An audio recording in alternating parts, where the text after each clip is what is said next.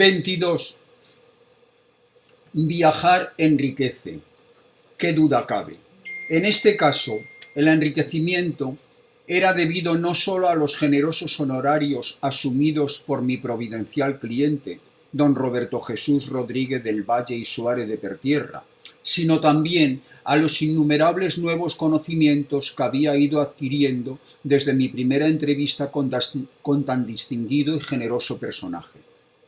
El último de estos nuevos conocimientos había sido el importantísimo dato de que en Ceuta las porras reciben la denominación de churros, mientras que los churros son llamados churros de patata.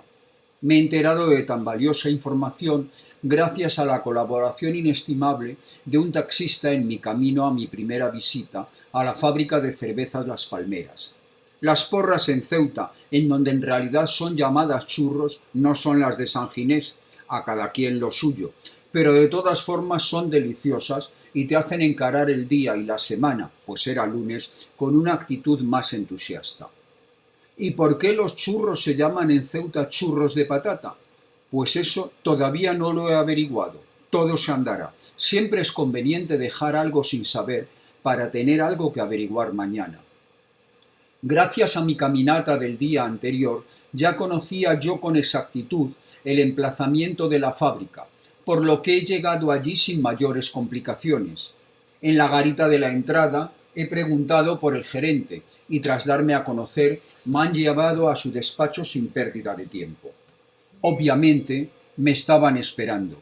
En el antedespacho del gerente me he encontrado a su secretaria escribiendo a máquina a una velocidad tal que he pensado que a Rosita no le vendría mal un entrenamiento severo, a ver si por lo menos es capaz de emplear algunos dedos más además de sus índices, incluso a riesgo de tener que recortar sus coloridas uñas. Me ha llamado la atención que lejos de ser la habitual chica joven común entre las secretarias del sector privado, fuese una mujer en la cuarentena y además vestida de luto. Ding dong, alarma en la planta noble, fogonazo, flash, sartenazo en mi cacerola. Gracias a uno de mis esclarecedores fogonazos, mi cacerola ha reconocido en ella a la pasajera enlutada que tanto había llamado mi atención en la travesía entre Algeciras y Ceuta. Y enseguida, sin más transición, me he visto obligado a interrumpir el rular evocativo de mi memoria, pues en ese mismo momento ha salido de su despacho el gerente, con una actitud cordial y desenvuelta y con su mano tendida. Rafael Navarro, para servirle. Ignacio do Cabo, pero llámeme Nacho. Pues entonces usted llámeme Rafa. Pues entonces mejor nos tuteamos. Eso está hecho. Pues hecho está. Aunque no estaba situado en la mejor posición como para estar seguro de lo que veía, creía descubrir una leve sonrisa en la cara de la secretaria enlutada, que como todas las secretarias, seguro que era bien capaz de percibir todo a su alrededor sin aparentemente dejar de estar absorta en su teclado. Pasamos al despacho del gerente. Rafael Navarro era un tipo delgado, lo que le permitía disimular con éxito su no muy elevada estatura. Su traje le sentaba tan bien que juraría que estaba hecho a medida, porque además la chaqueta era discretamente más corta de lo habitual con el objeto de hacerle parecer más alto. Tenía unas gafas que tampoco parecían ser las más baratas de la óptica. Su montura era mezcla de carey y metal, francamente bonitas y que corregían la exagerada dolicocefalia de su propietario, lo suficiente como para hacerle pasar por mesocéfalo en una primera impresión. Aparentaba unos 50 años, pero teniendo en cuenta los coquetos detalles de su traje y de sus gafas, lo más seguro es que ya estuviese cerca de los 60. Su cabello gris estaba bien cortado a navaja, y se veía que su barbero trabajaba a conciencia para corregir la nefertítica dolicocefalia del gerente. Llevaba en su anular izquierdo un anillo heráldico de oro tallado en intaglio, que solo al peso ya debía de valer unos cuantos billetes, y que además parecía ser bastante antiguo. Sus zapatos negros tenían el lustre discreto del cuero bueno. En vez de sentarse tras su escritorio lleno de papeles, pero en el que cabía discernir un cierto orden, me invitó a que tomase asiento en un sofá de cretona floreada que debía de haber venido a parar a su despacho tras una remodelación en una vivienda familiar. El gerente se dio cuenta de que lo extemporáneo de que un sofá así tan femeninamente casero estuviese en un despacho había llamado mi atención. Es un regalo de doña Pilar, Nacho. Antes tenía un sofá de Sky y ella mandó traer este de su casa. ¿Suele venir mucho por aquí doña Pilar? La verdad es que viene menos de lo que vendría un propietario auténtico, pero bastante más de lo que haría un propietario honorario, que es más o menos lo que ella es. Pero tengo entendido que ella es la mayor accionista de Las Palmeras. Lleva usted razón, Nacho, pero no es así exactamente. Me explicaré. Para empezar, el capital de Las Palmeras no está dividido en acciones, sino que son participaciones. Además, aunque doña Pilar es, con mucho, la que más participaciones tiene, su capital equivale al 26% del total. Es decir, que su capacidad de decisión está bastante restringida. ¿Acciones y participaciones no vienen a ser lo mismo, Rafa? No exactamente. El gerente me sonrió con la sonrisa que un buen maestro reserva para sus alumnos aplicados. A nivel de propiedad vienen a ser exactamente lo mismo. Sí, pero si un copartícipe quisiera deshacerse de sus participaciones, no podría venderlas fuera de Las Palmeras. Debería venderlas entonces a otros copartícipes. ¿Es eso? Exactamente. Estaba claro que lo mismo que mi palabreja favorita es indefectiblemente, la de Rafael Hernando era exactamente. Pero, en cualquier caso, volví sobre el asunto de la propiedad de Las Palmeras, a doña Pilar le resultaría más fácil que a cualquier otro copartícipe el sacar adelante cualquier proyecto, puesto que tiene más capital que cualquiera de los otros. Teóricamente sí, respondió Rafael. Ese teóricamente con que el gerente había matizado su respuesta estaba lleno de significados que solo con el tiempo y ganándome poco a poco su confianza podría llegar a descifrar. Para mí quedaba claro que lo que me había querido decir era que la cohesión del grupo de propietarios y su pertenencia a una organización tan poderosa y en pleno crecimiento como el Opus Dei haría inviable cualquier toma de postura individual si ésta no coincidía totalmente con los intereses de la organización. Pero preferí dejar de ahondar en el asunto en nuestro primer contacto, pues todavía no sabía si la relación del gerente con la obra era meramente laboral o si, por el contrario, él también pertenecía a la organización tal y como me imaginaba que sería lo habitual. Creo que lo voy entendiendo. ¿Desde cuándo existen Las Palmeras? La constitución jurídica de Las Palmeras se produjo en noviembre de 1966. Inmediatamente se hicieron las obras necesarias en unas naves preexistentes en este mismo lugar para albergar la maquinaria específica, tanto de fermentación como de embotellado. Añadimos este pequeño edificio de oficinas y el primer pedido lo servimos a finales de enero de 1967. Un tiempo récord, ¿no es así? Exactamente, usted lo ha dicho, Nacho. Nunca en toda mi vida he visto sacar adelante un proyecto industrial con tanta celeridad. ¿Tiene mucha experiencia usted, Rafa, en esto del mundo de la industria? Toda mi vida laboral ha transcurrido en el mundo de la industria. Yo llegué a Ceuta como gerente de la factoría de Africa Star. Supongo que sabrá usted que es nuestra competidora directa. O sea, que usted trabajaba como gerente en Africa Star y le fueron a buscar para que se viniera a Las Palmeras. Exactamente, Nacho, así fue, aunque en realidad vinieron a buscarme para que yo me ocupase de montar la fábrica. Entraron en contacto conmigo inmediatamente después de que hubieran constituido la sociedad. Vino el notario de Sevilla por la mañana, firmaron y a las 5 de la tarde ya me habían ofrecido el puesto de apoderado para poner el proyecto en marcha. Y no se tomaron a mal su, digamos, defección en Africa Star. Hombre, Nacho, evidentemente yo no acepté este encargo sin pedir un permiso expreso al Consejo de Administración de Africa Star. ¿Y se lo dieron así por las buenas? Mira, Nacho, En el mundo de la empresa ya sabes que nada se da así por las buenas. En realidad, cuando yo presenté al consejo la oferta que había recibido, ellos estaban ya más que al tanto de lo que les iba a plantear. Ya sabes lo que dice el dicho, que perro no come perro. Se muerden, más bien se mordisquean, pero el dinero siempre respeta al dinero. Los de las palmeras les habían presentado previamente varios estudios de mercado que habían realizado empresas de Madrid y del extranjero, que decían, bien a las claras, que el mercado ceutí, más el mercado del antiguo protectorado de Marruecos, más el mercado de las provincias de Cádiz y Málaga, podían absorber más del doble de la cerveza que se venía produciendo habitualmente en África Star. Sí, pero ¿no les hubiera venido mejor incrementar su producción ellos mismos que ceder tanta cuota del pastel? No exactamente, Nacho. Por un lado, África Star no es una empresa de origen ceutí, sino que pertenece a un grupo de cerveceras extendidas por toda España y que mantienen marcas diferentes, pues como creo que ya sabes, la diferente calidad de las aguas haría imposible una marca de cerveza única con diferentes localizaciones fabriles en el territorio nacional. Ese grupo preferiría ampliar su producción en zonas donde les va mucho mejor que en Ceuta.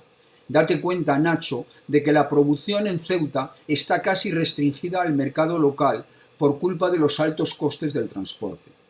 Además, incluso en el caso de que el mercado local pudiese absorber un fuerte incremento de la producción de África Star, estamos hablando más o menos de un 200%, está el tema de la inestabilidad política. Hace 12 años, España entregó su protectorado a Marruecos, y no sé si estás enterado porque no es una noticia de Nodo ni de Telediario, pero aquí todo el mundo sabe perfectamente que en cuanto se ratifiquen los últimos flecos del Tratado de Retrocesión, España entregará Ifni a Marruecos, con toda seguridad antes de que acabe este verano. ¿Quién garantiza al Consejo de Dirección de África Star que Ceuta no será entregada a Marruecos a continuación?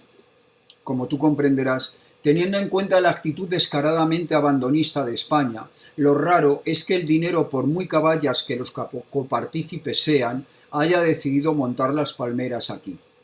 Comprendo, dije. Además, como buen bebedor de cerveza que sé que eres, sabes bien que la competencia y la concurrencia de cuantas más marcas mejor suma posibilidades al incremento de su consumo. Eso es cierto, sí que lo sabía, Rafa. Exactamente, Nacho. Total, que 2 días después de mi solicitud, el Consejo de Dirección de África Star me dio su bendición para que me viniese a montar las palmeras. Supongo que mejorarían tus condiciones, ¿no? Mira, Nacho, en realidad no sé qué tendrán que ver mis condiciones con la investigación que realizas, pero no me importa en absoluto darte esta información. Con mi incorporación a las palmeras, mis condiciones salariales se mejoraban en casi un 20%, y además yo cobraría una cantidad determinada que no creo necesario que sepas por el periodo de instalación de la factoría. O sea, que todas las partes salíais ganando. Exactamente, en la empresa moderna, si no ganamos todos, no gana nadie. Así pues, Rafael Navarro era lo que se llama un ejecutivo de raza, aunque él, muy en su papel, no hubiera querido hacer alarde de ello. Había venido a Ceuta con un empleo de postín y sus resultados debían de haber sido lo suficientemente convincentes en África Star para que a la recién constituida Las Palmeras hubiese decidido poner todo en sus manos para convertir en realidad su proyecto. Deduje que mi nuevo amigo seguramente tenía un currículum envidiable en lo de la organización de empresas, la profesión más demandada en esta etapa de desarrollismo español. He recibido, Nacho, instrucciones de facilitarte todo tipo de información y estaré a tu disposición para lo que gustes y cuando gustes. He habilitado la sala de juntas como tu despacho. Así estarás al lado del mío. Tendrás una línea de teléfono en tu despacho mañana mismo o el miércoles como muy tarde. Al menos eso es lo que nos ha prometido en Telefónica. Cualquier cosa que precises, me lo dices a mí o se lo dices a Irene, mi secretaria, que será también la tuya mientras estés entre nosotros.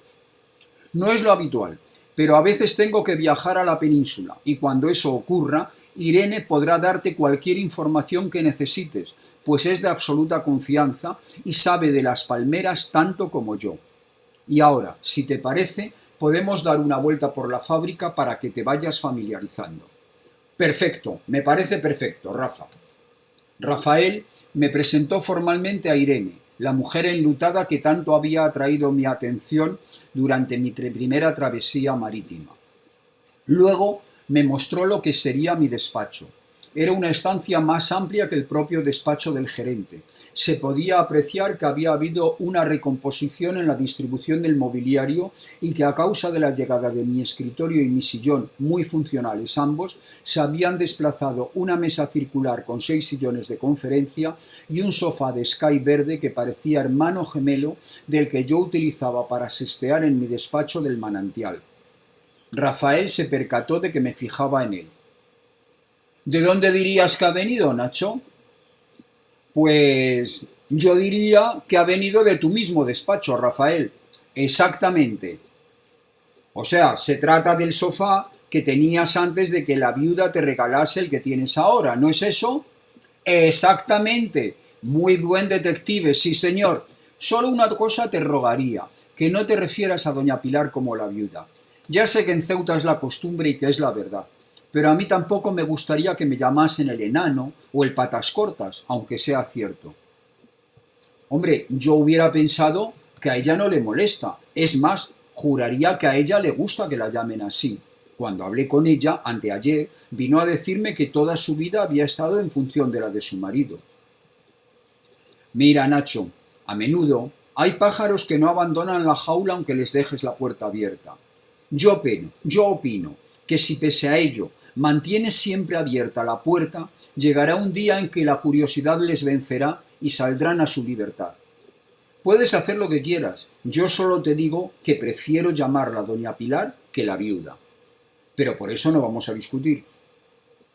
¿A ella no le molestará? Te puedo jurar que no. Pues creo que seguiré tu consejo. Solo te pido que me lo recuerdes si alguna vez se me escapa la viuda sin darme cuenta. No te preocupes, Nacho, lo haré con gusto. A continuación, abandonamos el edificio destinado a oficinas, en el que además de los 3 despachos de Rafael, Irene y mío, había otros 2 destinados a contabilidad, con sus puertas cerradas, y en la parte trasera, una estancia diáfana con 8 mesas en las que trabajaban 5 hombres y 3 mujeres, todos jóvenes. Desde ese recinto lleno de ruidosas máquinas de calcular y de escribir, accedimos a un patio bien asfaltado en el que había un camión azul con el logotipo blanco de las palmeras acostado a una nave abierta cuyo suelo estaba lo convenientemente elevado como para permitir realizar con comodidad las tareas de carga y descarga. En ese momento estaban descargando las cajas llenas de cascos vacíos. Como no me gusta hablar a gritos y a partir de ahora el ruido no nos permitiría comunicarnos de no ser así, te voy a hacer antes un resumen de lo que vas a ver. Si es posible, espérate a que acabe la visita para hacerme todas las preguntas que se te ocurran. Pero si ves que no puedes esperar, me haces una seña y volvemos a salir al patio para hablar. Entendido, Rafa. Bueno, Nacho, ahora te tengo que aburrir un poco, pero procuraré ser lo más breve posible. Sé que eres un buen bebedor de cerveza, así que imagino que sabes que la cerveza básicamente se obtiene de la fermentación de la cebada malteada. Las diferentes clases de cerveza se logran añadiendo otros cereales fermentados como pueden ser la avena, el trigo o el arroz. Asentí.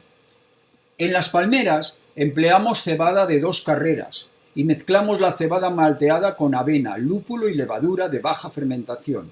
Esto exige que los serpentines de frío estén trabajando las 24 horas del día y en ese aspecto nuestra fábrica es una de las más avanzadas de España. Asentí de nuevo. La fabricación de la malta comienza con unos ciclos de remojo o maceración de la cebada, la cual se reblandece y se hincha por la absorción del agua y del oxígeno del aire, generando durante el proceso el anhídrido carbónico tan característico de la cerveza. El malteado se lleva a cabo en las bodegas que veremos al final. La ruta que vamos a hacer va a ser justamente la inversa a la del proceso de fabricación. Empezaremos por aquí, la playa de transporte. Luego pasaremos a la planta de envasado y finalmente a las bodegas. Desde allí volveremos hacia atrás, siguiendo entonces correctamente el orden desde que llega la cebada hasta que colocamos las botellas y los barriles en los camiones. Asentí. En la planta de envasado veremos cómo en la cadena de trabajo los cascos son lavados, secados y esterilizados completamente. Luego se llenan de forma automática con la cerveza con unos grifos especiales para no producir espuma durante el envasado. Pasan los controles de las células fotoeléctricas, que en la industria cervecera denominamos inspectores, e inmediatamente después se cierran herméticamente con las chapas para evitar la pérdida del anhídrido carbónico. Una cerveza sin supresión sería desechada por la clientela. Una vez envasadas, las cervezas son distribuidas inmediatamente, de tal modo que no suelen permanecer en nuestros almacenes más de 2 o como mucho 3 semanas. Por supuesto, el almacenaje se lleva a cabo siguiendo criterios que nos permiten afirmar que cada bloque de cajas o barriles almacenados pertenecen a la misma fecha de fabricación. Asentí. Por supuesto, no quiero influenciar en modo alguno tu forma de trabajar, pero la experiencia me dice que sea lo que sea que haya provocado esas 2 muertes, no ha podido incorporarse a nuestro producto durante el proceso de fabricación de la cerveza en sí, lo que habría dado lugar a un envenenamiento masivo entre los consumidores, sino más bien en la cadena de envasado. De todas formas, y respecto a eso, creo que podré anticiparte una importante novedad al acabar nuestra visita. ¿Preparado, Nacho, para meternos en el estrépito? Preparado, respondí. Rafael llevaba razón. A partir del momento en que penetramos en la zona de almacenaje, el ruido mecánico y de fricción de las carretillas era tal que los operarios iban provistos de unos cascos auriculares para protegerse de él. Se trataba de una nave grande y diáfana, con el suelo de hormigón pulido y pintado de rojo, en la que los diferentes bloques de cajas y de barriles estaban perfectamente diferenciados unos de otros y con una numeración identificativa que supuse que hacía referencia a la fecha de envasado, tal y como acababa de explicarme Rafael. Si en el almacén el ruido provenía de las carretillas y ya me había parecido realmente insoportable, en la nave de envasado era todavía peor, pues el ruido provenía de la suma de engranajes, choque de vidrios y la presión sincopada de los grifos que iban llenando del dorado líquido las botellas. Había 2 cadenas, una para el llenado de los botellines de 1/5 de litro y otra para el rellenado de las botellas de 1/3. Casi todo el aparataje era de acero inoxidable y estaba exquisitamente limpio. Rafael me señaló los 2 grupos de células fotoeléctricas llamadas inspectores en ambas cadenas. Las 2 cadenas de envasado eran idénticas, muy modernas y trabajando a una velocidad endiablada. La única diferencia entre ambas estribaba en el tamaño de los envases. Más alejado estaba el envasado de barriles para su consumo en bares en forma de cañas o de jarras. El envasado de barriles se llevaba a cabo en una zona acotada por unos tabiques de plástico goma traslúcido y en el proceso intervenían 2 trabajadores provistos de delantales de hule verde. Tal y como me había explicado Rafael, tras la nave de envasado pasamos a la bodega. Allí el inconveniente del ruido se mutaba en la agresión de un frío inesperado y desagradable. Y si bien no faltaban operarios que iban y venían convenientemente abrigados, su actividad era notablemente menor que la de las 2 naves anteriores. Aunque se podía ver con claridad, se podría decir que la bodega permanecía en penumbra y si se comparaba con la potente iluminación de las otras zonas de la factoría. En la nave se alineaban unos 15 o 20 ventrudos depósitos de reluciente cobre y acero inoxidable en los que se llevaba a cabo el proceso de fermentación, según me había explicado. ¿Va todo bien por ahora? Va. ¿Alguna pregunta? No. Pues entonces regresaremos por donde hemos venido, no sea que pillemos un resfriado. Solo recordarte que ahora sí que vamos a seguir el orden correcto. La producción de la cerveza aquí, el embotellado en la planta de envasado y a continuación y por último el almacenamiento y la distribución. Sí, comprendido, vámonos, que estoy empezando a tiritar, respondí.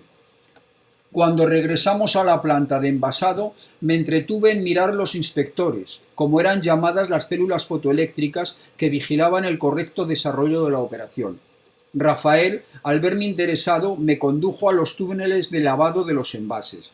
Una vez allí, sacó un pañuelo de su bolsillo y lo desgarró con la ayuda de sus dientes. Del pañuelo rasgado extrajo 2 finos hilos de no más de 1 centímetro de largo e introdujo primero uno y luego otro en 2 botellas de las que esperaban para pasar el control. Me indicó mediante una seña que no perdiera de vista esas botellas. Cuando llegó a la primera ante el inspector correspondiente, separó inmediatamente la cinta que transportaba las botellas y el envase fue rechazado.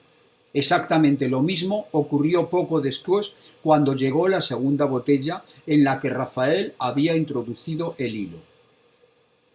A continuación repitió la operación introduciendo con rapidez otros hilos en la máquina envasadora de tercio y en la máquina envasadora de quinto.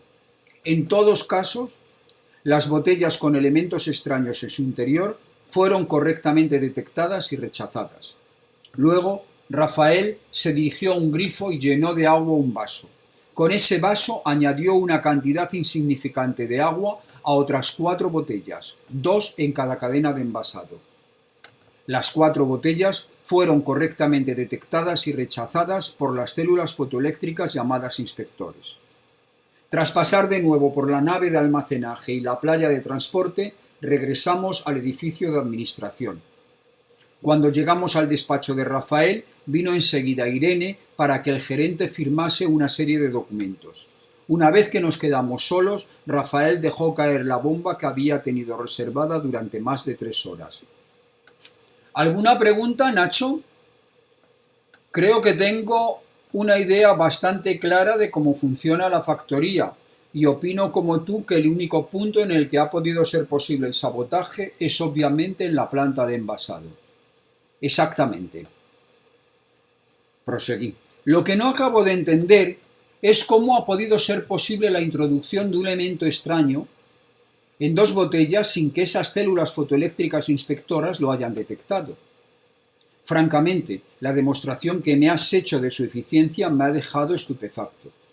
Yo solo conocía las células fotoeléctricas de las puertas de los ascensores. No me imaginaba que hubiera aparatos tan ultrasensibles como para poder separar una botella de 30 centilitros de cerveza de otra botella con 33 centilitros de cerveza y 0,2 centilitros de agua. La técnica no cesa de avanzar, Nacho. Antes de lo que piensas, la televisión en color será factible, ya verás, me dijo. Por supuesto, respondí. Te advierto que yo sigo todavía maravillado con el sonido estereofónico de los discos. Sin embargo, he de corregirte en algo. Aquí, Rafael hizo una pausa dramática y levantó su mano derecha con el pulgar encogido y los otros 4 dedos en posición enhiesta y en abanico. No se introdujo el digital en 2 botellas, sino en 4. ¡Dong! Mi cacerola acababa de ser impactada por un sartenazo en forma de novedad. Hombre, Rafa, si no me equivoco, hasta la fecha solo ha habido 2 muertes relacionadas con el consumo de las palmeras. Exactamente, José Luis Pérez Álvarez, el 8 de mayo, y Santiago García Quiñones, el 12 de mayo. Entonces, Rafael, entonces, Nacho, vamos a tu despacho, así te vas familiarizando y nadie nos podrá interrumpir por teléfono. En el antedespacho, Rafael dio instrucciones tajantes y precisas a Irene para que nadie nos molestase por ningún concepto, que dijese a cualquiera que llamase que él devolvería las llamadas en media hora. Ya en el despacho, que pasaría a ser mío a partir de ese mismo instante, Rafael abrió el cajón superior de mi escritorio y me mostró diversos útiles de papelería. Creo que aquí tienes lo más básico, por lo menos papel y bolígrafos. Ahora te sientas en tu sillón, yo me siento aquí en la silla de la visita y cada vez que lo necesites me interrumpes.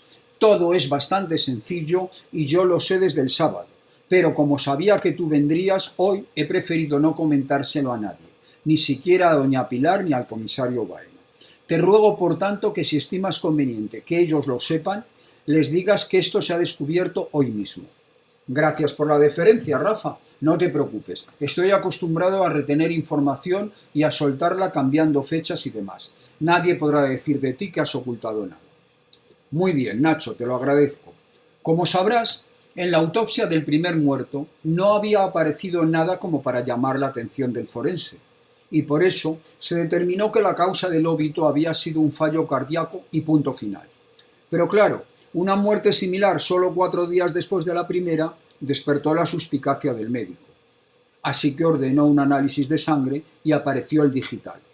El forense no se había deshecho todavía de las muestras de la primera autopsia, así que procedió a analizar la sangre de José Luis Pérez Álvarez, el primer muerto, y también había digital. Asentí. Hasta ahí todo coincidía con lo que yo ya sabía. Se investigan las coincidencias que pueda haber entre los muertos y las circunstancias de su muerte, y el único resultado es que ambos habían bebido una botella de tercio de Las Palmeras entre media hora y 1 hora antes de su muerte. Asentí. Nada nuevo. Continuó. El juez habla con el comisario Baena y le pide prudencia. Esta es una ciudad pequeña, ya sabes. Todo el mundo se conoce y, como te dije antes, perro no come perro. Los propietarios de Las Palmeras forman parte del más selecto quién es quién de por aquí. Ninguna noticia aparece en prensa. No se produce ni la más leve filtración a pesar de nuestra hispánica propensión al chismorreo. Baena llama a doña Pilar, se lo explica todo y le pide que sea la gente de Las Palmeras quien saca a cargo de todo, fundamentalmente en 2 aspectos. Mi rostro debió transformarse entonces en un gigantesco signo de interrogación en el que el punto inferior se hallaba justo en el nudo de mi corbata. Baena viene a decir a doña Pilar que lo primero es evitar que haya más muertes y además investigar con discreción para averiguar cómo se ha producido el sabotaje.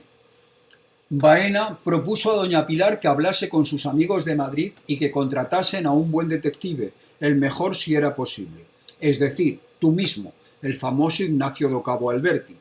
Si no se producían más muertes y tu trabajo daba resultado y ofrecía soluciones en un tiempo prudencial, la policía no se vería obligada a intervenir salvo para las diligencias finales.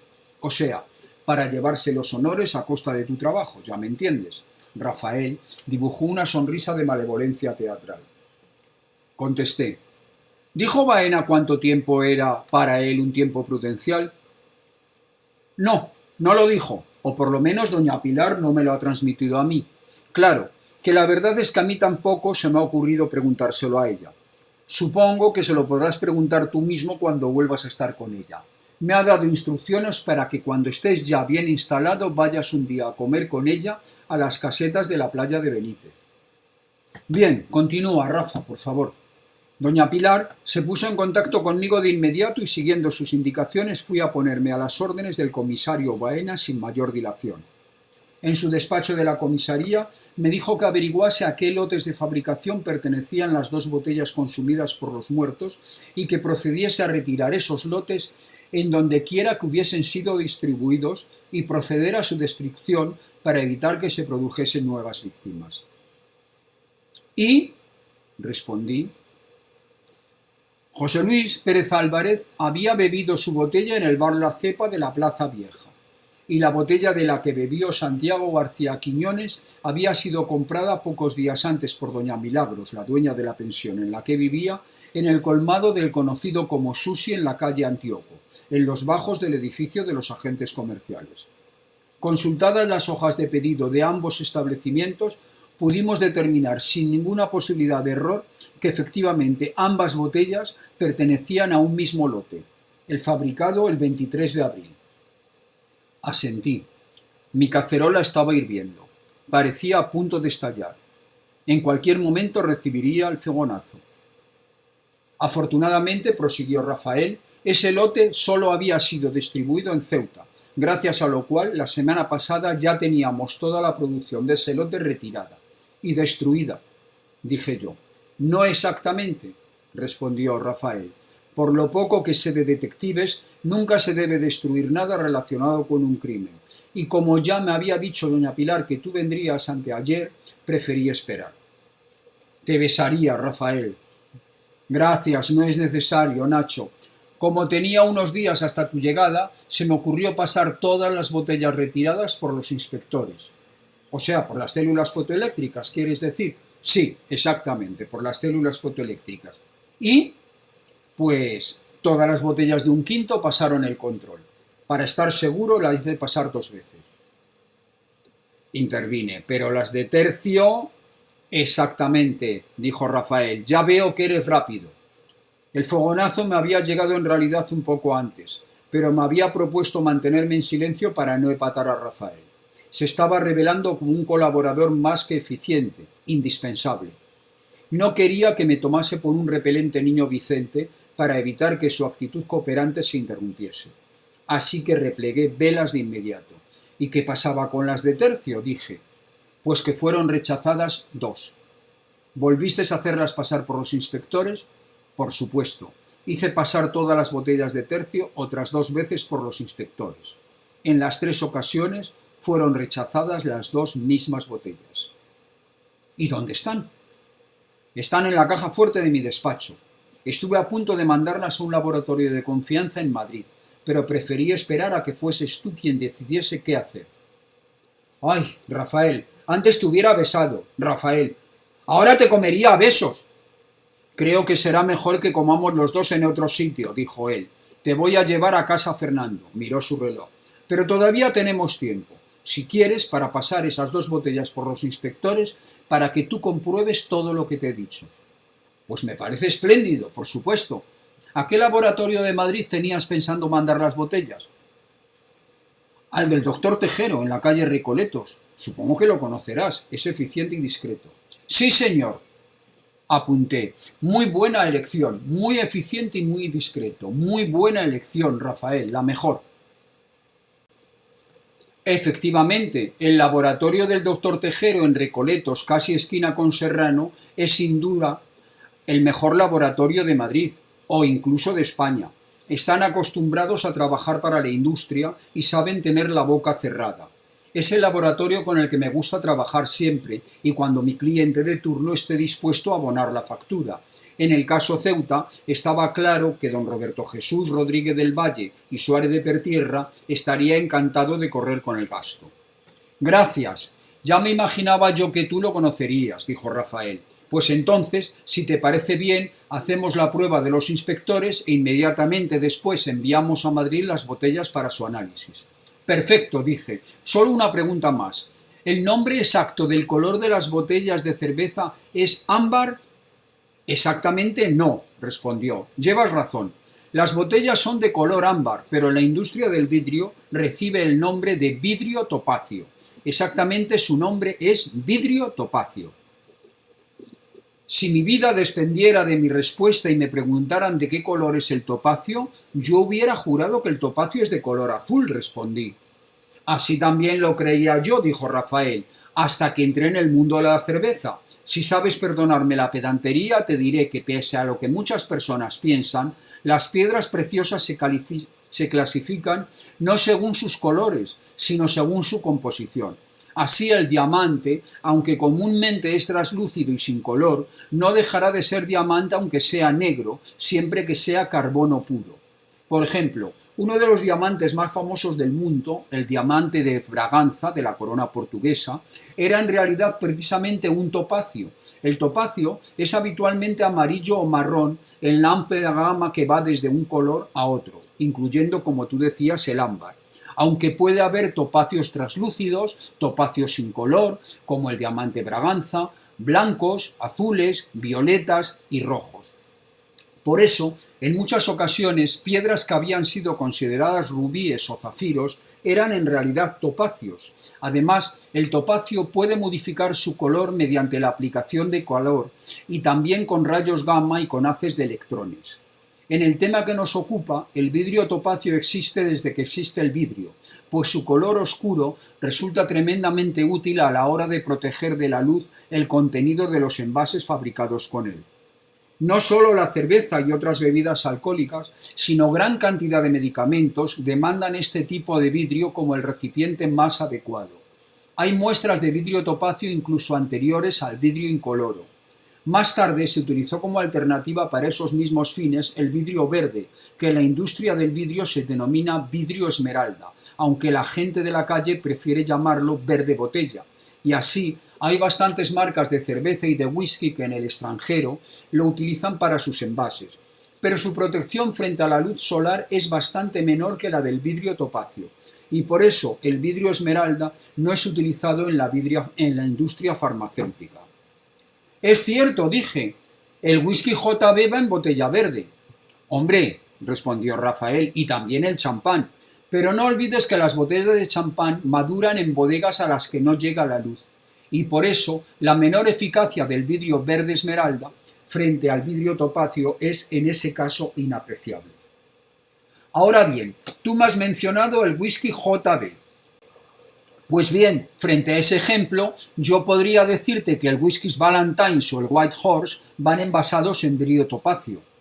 Anda, pues si yo siempre he visto el White Horse en botella incolora.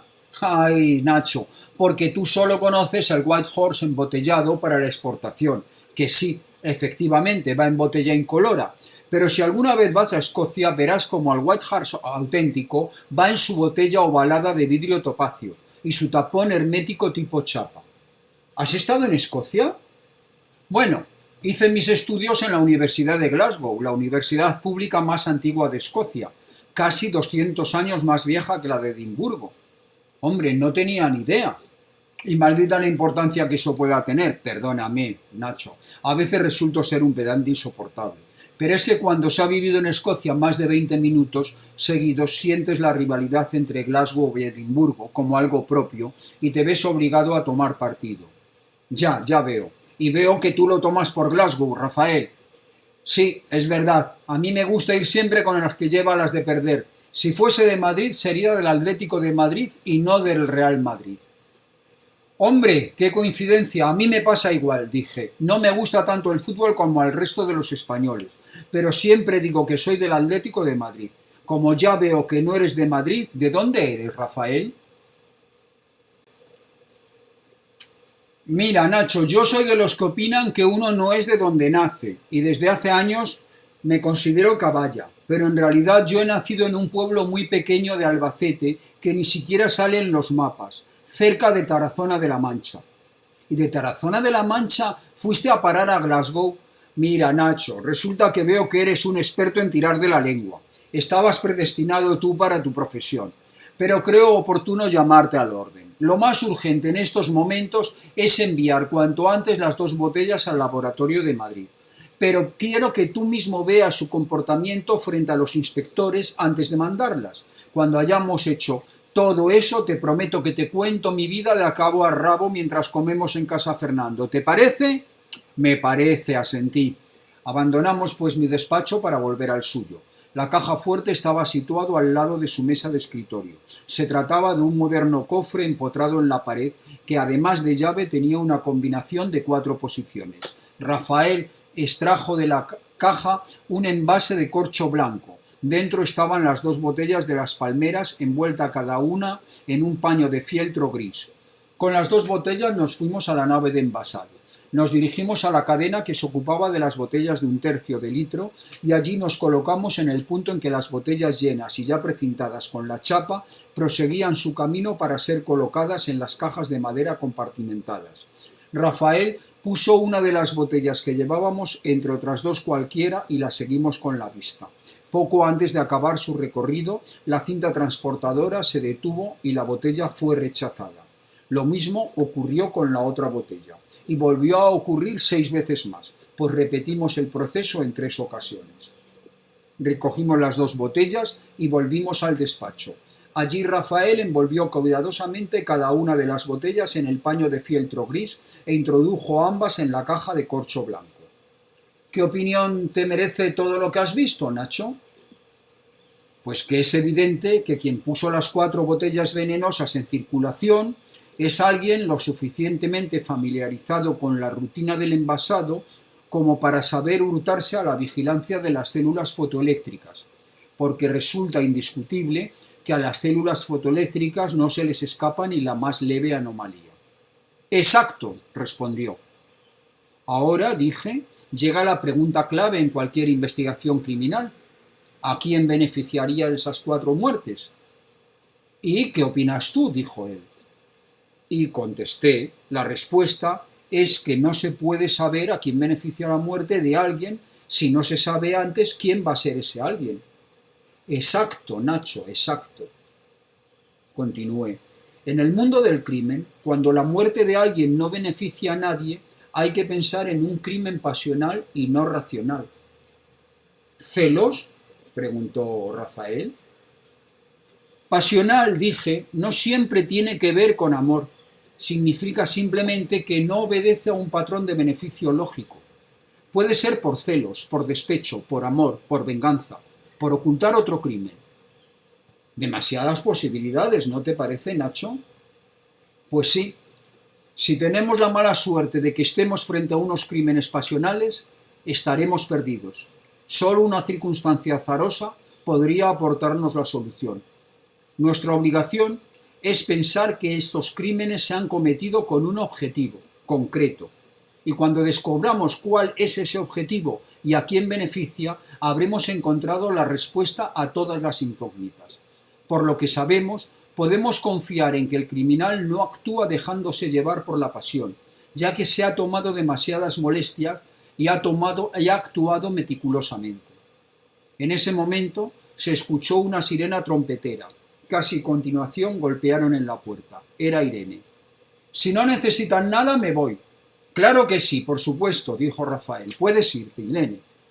Rafa envolvió la caja de corcho blanco con papel de embalar.